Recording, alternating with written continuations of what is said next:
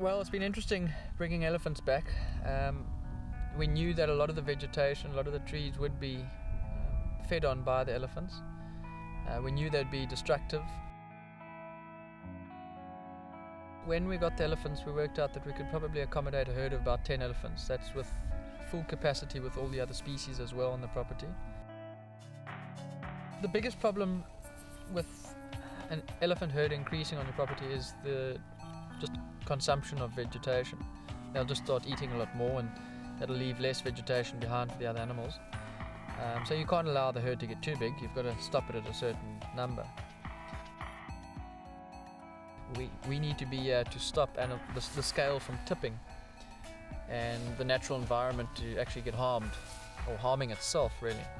Unfortunately, we have colonized Africa. We being Europeans, we moved to Africa and we brought with us fences and roads and vehicles, etc., and our cities.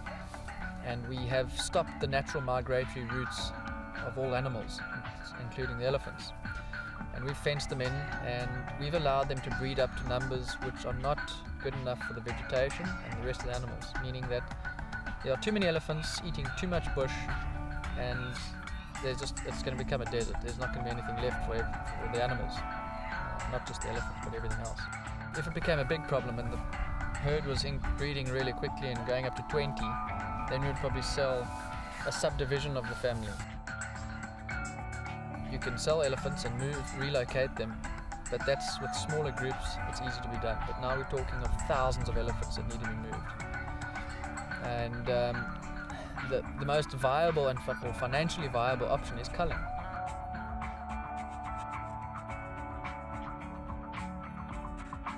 There's a way, I believe, it could be done, and that is through getting hunters in that will pay to do the culling for you. If it had to come to that at Scotia, we'd probably end up doing that too. If we can't find other areas to move them to, and that was a problem, if there are no other reserves that would take elephants, we would probably have to get hunters in to come and keep our numbers down. Hunting is actually a very important part of conservation. In South Africa alone, it brings in over R1 billion every year. 80% of wildlife in South Africa is on hunting farms. It's not game viewing reserves or national parks. So if there was no hunting, there would be 80% less wildlife in South Africa. If you're going to take all that money and put it into putting elephants on the pill, it's not going to work. So I believe culling is the way to do it. And that money can then be used to put back into translocation of elephants, or even put it back into rhino conservation.